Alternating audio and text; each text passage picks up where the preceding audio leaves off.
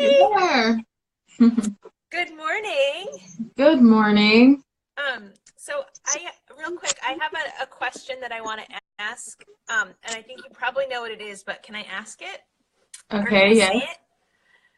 it? No, I don't want to say it. Okay. All right. Well, you know I what I'm thought you thinking. might. You know what I'm thinking, right? No. I No? think you're thinking of mentioning about the day. Yeah. Yeah, don't do it. Okay. Well, you know that I'm sending you that. Yes, thank you. You're Thank welcome. you. You look so pretty Oh, today. thank you. I'm getting festive. I literally just rolled out of bed. But it's a special day, so I slept in late. That's good. You deserve Yeah. that. My dog Hi, will. Jen. Thanks for joining us. Oh, hey, Jen. Um, so anyway, we're just sort of talking to each other. Welcome to Writers Uncut, the weekly live chat that we do here on Wednesday morning, and we're going to talk about writing and publishing. You got a question, I got a few questions, and so we're going to dive in. Sound good? Yep, sounds good. And I'll also say if anyone has any questions about writing and publishing and whatever, feel free to add it into the comment box and we'll do our best to give you an answer. Yep. Awesome. So, do Okay. hi Jen. Shall we answer mine first? It's Yeah. kind of an interesting question. Yeah. Yeah. Okay, so Jen Rombach, I'm really bad at pronouncing names. I think that's She fine. said, "Does it hurt to self-publish before submitting to a larger entity?" Asking as an illustrator. So I think it's kind of a two-part question. The first part being, I don't know much about illustrators, so my answer might not be very good. The second part is, I think it will only hurt you if you self-publish the work that you want to get traditionally published. So don't do that. If you want work to be published, do not self-publish it yourself. But I don't think it will hurt to self-publish other stuff. If anything, it kind of, as an illustrator, I would think it kind of gives you more of a living portfolio so people can see your work. And, it might actually be a better thing for publishers. Yeah. As a writer, I think, so now I'm just answering. I was going to say, do you want to address it as the illustrator question? Because that's pretty much all I've got for Yeah. that. That's pretty much all I've got too. I don't know too much about illustrating. It's actually kind of interesting. Like an interesting subject. I'd like to hear more about what you do, Jen. Hmm. But yeah, so yeah, I think we can dive in, answering the question as authors, as for writing, and it might be similar. There might be some crossover there, so it might help. Right. So I would maybe Google it and search around or talk to other illustrators because I always every Tuesday when I get the new book deal release for the children's picture books, it says so and so's the author with so and so the illustrator, and I'm always thinking, did they partner up ahead of time? Did they find each other afterwards? Does a publisher choose a book and then pick an illustrator? I have no idea. So that would all be really interesting to know. I But know a little bit. Usually, the publisher partners an illustrator and the writer. that's very In cool. traditional So. publishing, yeah, Right. So I would think it wouldn't hurt you to self-publish as long as you don't want that work traditionally published later. yeah. So I also figured we would address it as authors because we have a lot of writers that watch us. So Okay. it's really a tricky question. Should you self-publish? And first of all, never self-publish any book that you want to send to agents or publishers to get published later on. Don't do that. Publishers don't want a book that's already been out there. They've lost the first right to sell it because you've done that yourself. So save your writing that you want traditionally published for a publisher. But in another topic, and this might be a little controversial, I truly feel that if you want to be a traditionally published author, the cat just jumped up on the bookshelf right next to my head. I heard something. I was And I like, was like, what? Anyway, it's like I'm sitting here saying, ignore it, ignore it, ignore it. Okay, so anyway, and if you pay attention, she is now up there. Can you see her? Yeah. oh That's my like a gosh. 7 foot tall bookshelf, and she's up there. So I guess she's joining us today. Did she jump from the ground? Yes, she Wow. likes to. Well, there's another bookshelf. She'll jump on that and then jump on that, and she likes Okay. to sleep on the sorting hat. So I wonder I'm what. scared to see how much cat hair's up there. But anyway, okay, so back to self-publishing before traditional publishing. If you know in your heart you want to be a traditionally published writer, and I'm speaking mostly as a young adult author because I think it varies for different genres, I would say don't self-publish first because you will lose out on the fancy title called debut author. And it is to this day my biggest regret as an author, especially in the young adult community. I don't think this translates well to other genres. Like I don't think adult mystery writers have this sort of thing, but because there's those debut groups. Yeah. And I have seen firsthand, you get so much more publicity, so much more hype, so much more marketing if you can join one of those fancy debut groups. Yeah. And if you self-publish like I did, I don't get to join the group, and I don't get that tout of, my first debut novel. You just don't get it. And so that is my biggest regret. If anything, I wished I would have self-published under a pen name or something. So if in your heart you want to traditionally publish, don't self-publish first. However, I'm not saying don't ever self-publish because people make a really good livings from self-publishing, and there's nothing wrong with it.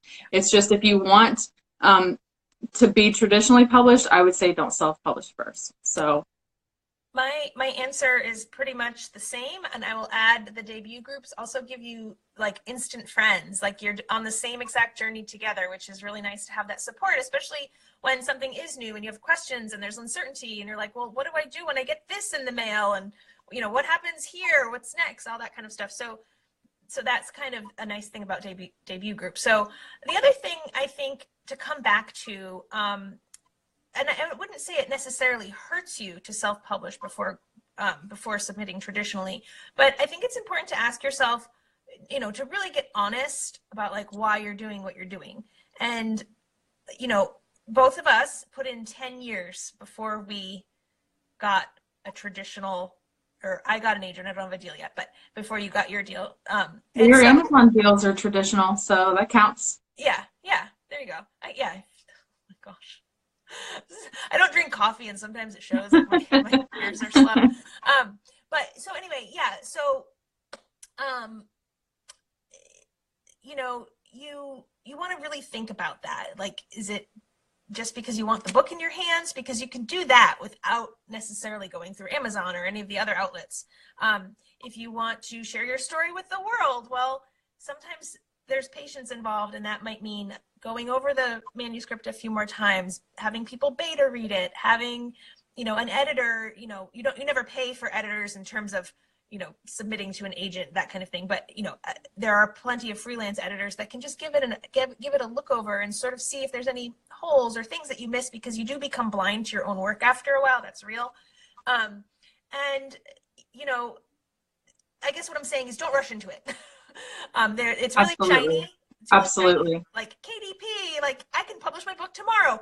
Just pause and think and assess. And if you've already done that and you want to move forward and self-publish, by all means, go for it. The other thing to understand, and again, I'm just going to speak to, well, actually, no, I can speak beyond just young adult. And this is where I kind of went off track, or what I'm learning now. And you said you had your regret about missing out on the debut author opportunity. My regret, I would say, is muddling the waters in terms of my my brand, I guess you could call it. Like I wrote YA, I wrote women's, I wrote nonfiction, and the way Amazon works is by patterns, and you hear about the algorithm, and I kind of messed that up in terms of publishing in a variety of different genres and categories. So another thing to think about, this might, if you're just sort of getting started, this might be like, what is she talking about? But it's something to think about. So if you're a YA author and you plan on only being a YA author ever, and you want to self-publish, go for it. But if you have a nonfiction book and a book about yoga and essential oils and a women's fiction, put on the brakes and do some Googling and do some research, get into some author groups, ask some questions, and determine if that's really a good idea. Because what happens is if you write in a bunch of different genres and you have, fans that are interested in YA and you have fans that are interested in your nonfiction, it kind of messes up the whole thing, and your books don't get recommended the right way, and it's kind of a bummer. So that would be a long answer to that question. in terms of self-publishing before going traditional, because if you're going to just publish traditional YA and you write other stuff, or if you're just doing like, I don't know, an illustration, it could be if you're just doing like comic style or is it anime? Am I saying anime? Am I saying that right? Yeah, and then you're doing like anime. Picture books. I've only ever seen it written. Oh my gosh, I've got some recommendations for you. And then you're going to do kids books, like that could be some crossover that you don't necessarily want to see on your Amazon carousel, little ribbon. Hey, Patricia. Hi, Patricia. So anyway, that's what I have to say about that. Agreed. So Okay. I wanted to point out, you mentioned don't rush into self-publishing, and I think that is so important. And I think if you're here watching this, then you are already a part of the social media writer community, which can be extremely toxic. It can be super fun, and I love it to death, but I probably have just as many fun times on social media as times where I want to just sit in the corner and cry because everyone else seems better than me. So the thing with self-publishing is you can be watching all these authors and all these writers, and they're just soaring above you, and they're getting book deal after book deal, and they're going on book tour, and you're like, I want to be a writer now. Don't rush into it. Don't, like, trust me, because if you're hearing us right now say it took both of us 10 years to stick at a book deal, and we're still not mega famous best-selling authors or anything. So it's like, if you could be thinking, I don't want to wait 10 years. Well, you're going to regret it if you rush into it and rush out work that's not quality, especially if you rush into self-publishing when you really would rather be traditional publishing. Yeah. So I would say just slow down. Don't let the social media get to you, and also realize that time is going to pass regardless. If it's going to take you 5, 10, 20 years, hopefully not that long, that time will pass anyway. So you might as well be doing it the right way so you're not like me, because I epically regret not getting to be in a debut group. And I have a very serious idea that I feel like we should start some sort of group. I don't know what it would be called. It needs to be something clever.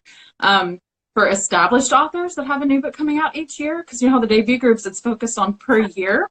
Yeah. So like a 2019 blah blah blah established writers, which wouldn't be me because I don't have a book coming out next year, but some kind of group for authors that are already published to have the same sort of community and support their book that's coming out that year would be super cool to me. Yeah. Yes. So we need to think of a really clever like hashtag name for it and start it, because I think, if anything, I feel like debut authors get so much love, and it's like, okay, that's one book. Let's see you do it again. Yeah. And then we'll give you more love, and maybe that's, not to, because getting a book published is an amazing, awesome thing, and it takes everyone a lot of hard work to get there. But it's kind of like your second, third, fourth, fifth book is overshadowed by all the debuts that are coming out. Yeah. So that's something we could think on. I like that idea. Maybe like, like freshman is your debut. You could do like sophomore, junior, senior, college. That's cool. I know. I'd be like a doctorate by now. Just call me Dr. Cheyenne Young. All right. Shall we go on to the next question? Yes. Okay. So this one is from Matt Voyager, and he's asked a few questions. If you're listening, Matt, thank you. So his question, the first one he has is, do you ever plan to have a certain number of chapters in a book and then write to that template? I'm going to answer, yes. I do that every single time. Yep. I think one of the strategies that I use to kind of motivate myself and stick to stick to my plan, stick to my outline, is I deliberately, there are conventions for YA. So YA fantasy, YA contemporary, there's like word counts that you typically want to adhere to. Like a 120,000 word YA contemporary probably is going to be a little overwhelming for readers. Maybe split that into 2 books. So in a YA contemporary, for instance, for me, I aim for usually around 75,000 words. And then I divide that by, I'll do like 30, 35 chapters, something that seems manageable like that. And then I even have sometimes like written chapter 1, 1,000 to 2,000 words. And then as I'm writing, I can kind of keep in the back of my mind how I want that chapter to kind of arc, and like, okay, here I am, I'm at about 1,000 words, it's going to be 2,000, I need to start moving into the sort of the climax of the chapter, and then, so I have that roadmap a little bit.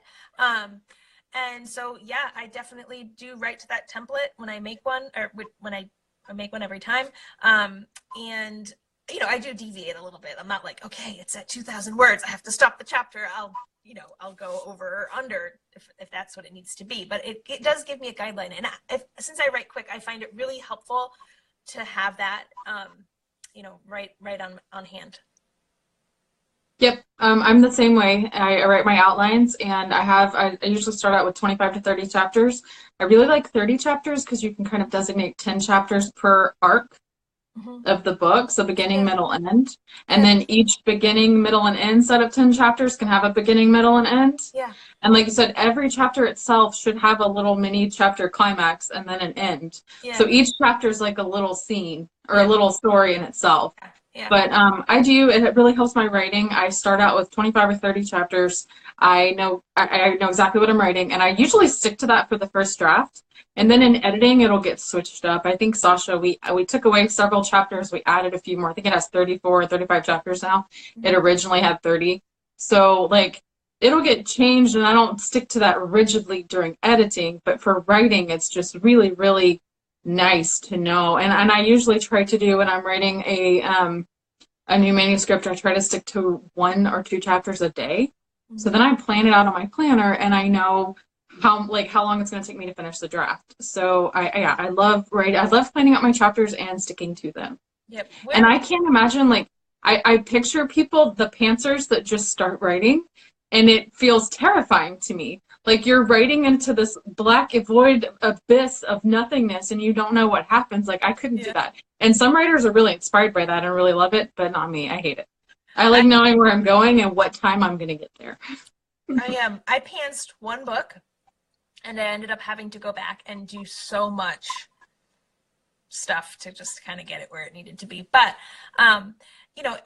this works for people like us that are planners, and it works, I think, as you evolve as a writer, you find your own process, and that's part of ours, I would say, and yours might look a little bit different, but definitely creating a little bit of structure, some framework, I've found to be helpful in not only like writing the actual content, but keeping me motivated, because I think a lot of writers can kind of feel that sense of overwhelm or the writer's block or whatever it is that keeps them from continuing, because they are lost. They're like, okay, well, I kind of know where I want this story to go, but how do I get there? Well, if you see that you have 6 chapters between now and the resolution, that gives you some info. And then if you see that you have 6 chapters with 2,000 words in each one, it gives you a little bit more to work with, and you kind of layer that and build on it. So yeah. My dog decided to start growling. I'm having all kinds of animal issues today. It's an animal house. She wants your attention. Anyway, yeah.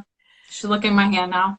Aww. Okay, so what's your next question? The next one is also from Matt Voyager, and his question is, do you ever plan for a prologue? What are your thoughts on them? Do you want to go? Do you want to go first? Okay, I'll go. Yeah. I think it's so funny because so much of my advice can be hypocritical when I compare it to myself. I don't like prologues. I never plan for prologues. I usually don't read them in books. And I don't care for epilogues either. And I have staunchly held to that forever until I wrote Sasha. And then I was like, this book needs a prologue. And it was so weird because before I wrote that, I would have said, no, don't worry about a prologue, especially in young adult contemporary. You don't need a prologue. It was pointless. Yeah. But sometimes the book calls for it. And when it does, you don't have to plan it. It will plan you. Like, the book will tell you, I need this. And that's the only time I would say to include one, because most people don't read them. Most people don't like them. And I think it's just, I don't know. So I don't plan them, and I don't like them, and I don't see myself ever writing one ever again. I hope that was just a one-time thing, because it's so funny to me that Sasha has a prologue and an epilogue. But yeah. So I think it depends on the work. But when I started writing, as a reader, I used to really enjoy prologues. And then when I became a writer, became more educated as a writer, I saw a lot of people dissing prologues, like, down to the prologue. They didn't want the prologue. Prologues were bad. And I was like, oh, come on, like, don't be so mean to the prologue. They're all right. But then as I developed, my skills, I realized oftentimes a prologue is backstory. And it gives, it does give the reader a sense of what's gone on before, but oftentimes that can be incorporated into the story itself. It doesn't need to be, given in advance, and so it can be woven in. But if you feel like you want to write a prologue because you like them, go for it.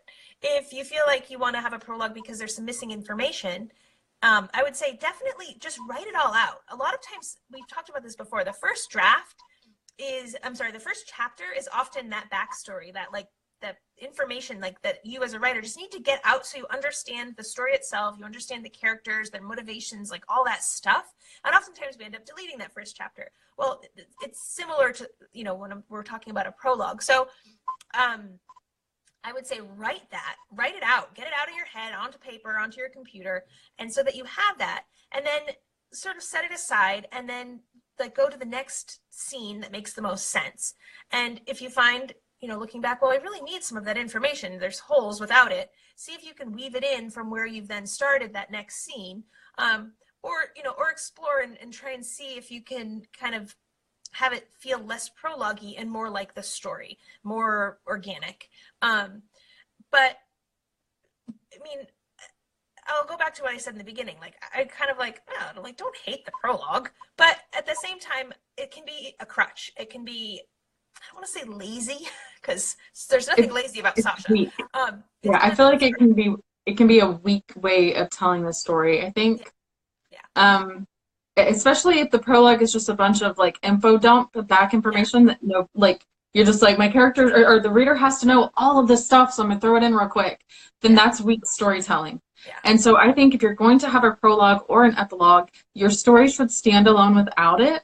And I know that Sasha does. It's completely fine without it. And maybe it's because my main character is dead the whole time in this book, that maybe that's why I felt compelled to add it, because in the prologue you get to see her alive. Yeah.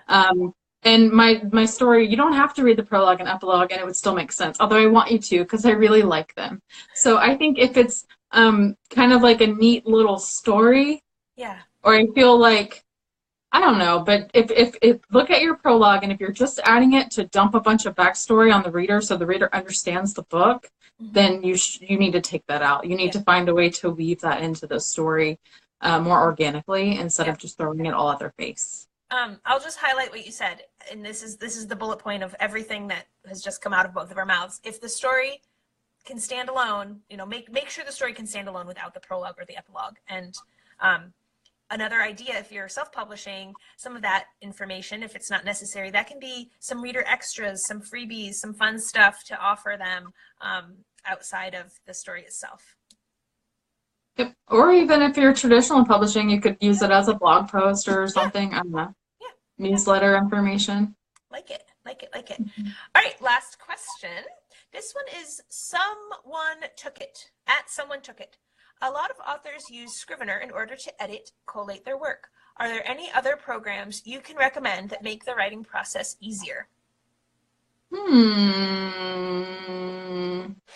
everyone that just joined us. We're answering a question about tools to kind of edit, collate, organize different programs. So I'll just say I use Microsoft. I know a lot of people are oh, Microsoft. I'm interested in Scrivener. There's a fuzzy floating in front of me. But I've never done it. I've heard great things, especially if you're writing fantasy, complicated plots. You have a lot of moving parts, a lot of things going on. There's some great ways to organize. And I think it's worth investigating. I know I'll just say two quick things, and because that's really all I have to say about this, unfortunately. I know Joanna Penn has Joanna Penn, I think it's right. That's her. I think so. I think, Joanna Penn, she has on her website, it's either the Creative Pen or joannapenn.com. Anyway, she has a Scrivener little workshop information session type video, I think, that you can look at. Is one of those things I'm like, oh, someday I'll get to that, but you just kind of use what you like and what's efficient for you. And that right now for me is Microsoft. And then also the self-publishing podcast, SPF, they recently did a whole list of different programs, tools, writing things that their listeners have and vouched for, and that they've evaluated and sort of determined that are legitimate, good, helpful tools for writers. And they had, I think, like 10 or 12 top things that writers have found indispensable. And, I think one of them was Scrivener, and there are a few others on that list. So you can go to just Google or search for SPF podcast or self-publishing podcast, and then you'll look in either the resources or the transcript from that particular one. It was just like 2 months ago, maybe. And I remember I heard, they kind of talked in the podcast about each one and why they liked it. And then so you can look at it. And I think there's affiliate links and stuff like that. But yeah, something worth checking out yourself, depending on what you're looking for. So my cat is on the move. So guys, the cat is joining us today on top of the bookshelf. Yeah, I agree. I use Microsoft Word because I'm old school, I guess. I don't like Scrivener, but I would say everyone needs to go ahead and try out any of this stuff and see if you like it, because it could be that one piece of the puzzle that takes you from a 1,000-word-a-day writer to a 10,000-word-a-day writer. You never know. Yeah. I personally tried it. This was years and years ago when they first made it available for PC, because I think it started out as an Apple product. Oh. I downloaded the trial and I played with it for about a month. And do you know, well, you might not know personally, but I think a lot of people will. When you say, you know what, I have 2 hours to kill, I'm going to go watch some Netflix. And you sit on the couch and you turn on the TV and then you scroll and scroll and scroll and you look at everything and you go to all the categories, and 2 hours have gone by and you haven't picked anything to watch yet because there's just too much. Mm-hmm. That is how I feel about Scrivener. It is spend all this time typing up all this stuff and you're not actually writing. And it's really neat if you were trying to, I really don't know what, maybe a fantasy novel, maybe some complicated novel. But to me, it's like taking something very simple, which is just words on a page or typing on a Microsoft Word, and extrapolating it into this huge, complicated mess that you have to click around and all this different stuff to understand. And I was like, this is too, and even as an engineer, I was like, I'm not down with this. Like, I like my piece of paper outline that I write, which is just a paragraph per chapter.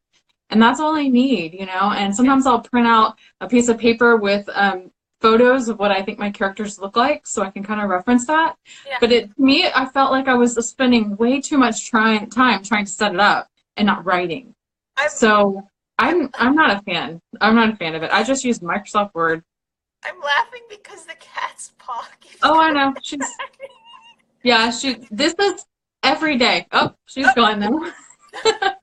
Every day when I'm in here working, she's up there hanging out. But and sometimes she'll jump on the individual bookshelves too and walk around. But anyway, so as far as other tools, someone recommended Grammarly to me. And I'm really on the fence about Grammarly because I feel like it has only one useful purpose, and that is to point out. So it's an add-on you download to your Microsoft Word, and it scans your manuscript and tells you all the typos and all the things wrong with it. And it's wrong. Like, it's horribly wrong. It might be good if you're writing like college essays, but for writing a novel, every single thing it points out is wrong. The only thing I like it for is it finds those weird typos your eyes gloss over. Like if you write the word from instead of form, it'll find those. So sometimes I'll run my book through it just to find all those little stupid typos that you miss, so it can find typos. But all of the grammar things it points out is just like, no, this is wrong. Don't do it. So I'm kind of on the fence about recommending it because it's a paid software. You have to pay for it. I have the free version on my Microsoft as an add-on, and it does catch those random typos. And my A key doesn't work on my computer. It like works maybe like 20% of the time, and so I'll be writing and I'm like typing fast, and I've trained myself to like push it harder than than ordinary like the other keys, but I miss A's a lot, and so it catches them for me. Well, then in that case, that's really good. But I might recommend, they have like $20 keyboards that you could buy and just plug into your laptop. That might be a better option. I actually might do that because then I can keep, like the way I'm sitting right now, I'm looking directly at my screen. I actually just realized this because I have neck problems from looking down all the time. And the way my laptop is right now is where I had the questions. I'm like head on. I'm like, whew, this is awesome. And then if I put the keyboard down here, that would be, that might be, we may have just solved like an actual medical problem. Yeah. Yeah, you should look into that. My keyboard is missing a lot of the keys because I've typed so much not the keys, the letters have rubbed off. Yes. And every time my daughter gets on here, she's like, how do I write? I can't figure out anything. Because like, if you need to see the keys, they're not on here because they've all rubbed off. Yeah. But, she should have them memorized. Like, I know, right? I know. Everyone thinks because she's a writer's daughter that she's also a writer, and she's not. She's not. I think it was a huge disappointment to her English teacher. But.